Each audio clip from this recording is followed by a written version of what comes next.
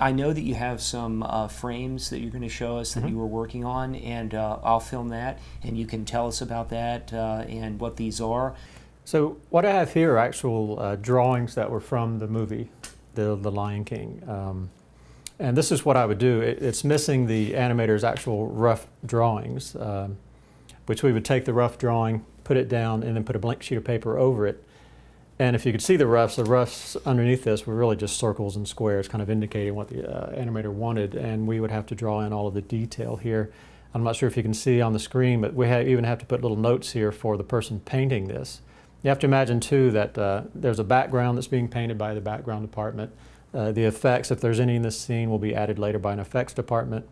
You know, again, it leaves our department, goes to the painting department who paints it, and it gets added onto the background and everything else all added together.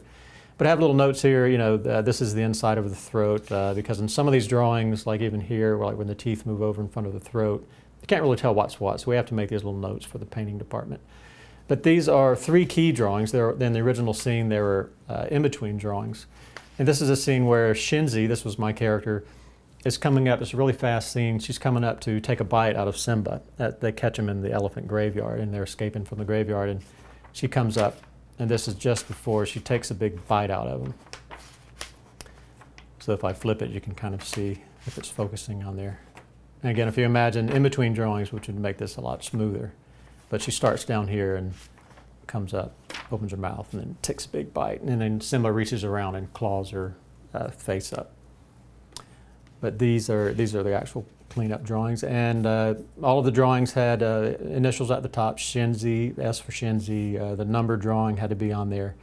You had to sign it so we'd know who did the drawing. This is the sequence it's from, sequence 5, scene 72 from that sequence, and this is the production number that identified it with The Lion King. Often we were working on more than one production at a time. When I was working on Mulan, I believe at the same time we were starting The Emperor's New Groove, and I was also working on Tarzan as more of a supervisor in my department with other artists who were actually doing the drawings. But that was 3 movies I was working on at one time, so you had to identify what, because often you would have stacks of drawings from different movies you were working on, and it's hard enough to keep up with everything just from one film, so that's why that number's there. But these were actually used in the film. Can't remember how I ended up with them, but I did. And they're valuable to me. I just keep them in the, you know, in my portfolio. You've been watching The Film Fix. I'm Jonathan W. Hickman, and you can always join us on the web by going to DailyFilmFixdotcom, where you can feed your movie addiction. And thank you so much for joining us this week, Sure. Philip S. Boyd. He is an animation artist, and he worked on The Lion King, and you can watch that in theaters in 3D starting this weekend. Hyenas. I hate hyenas. So what's your plan for getting past those guys? Live bait. Good idea. Hey, Come on, Timon. You guys have to create a diversion. what do you want me to do? Dress and drag and do the hula? Luau! If you're hungry for a hunk of fat and juicy meat, eat my buddy Pumper here because he has a treat. Coming down to dine on a Stacy swine, all you have to do is get in line. Ah, you aching? Yup.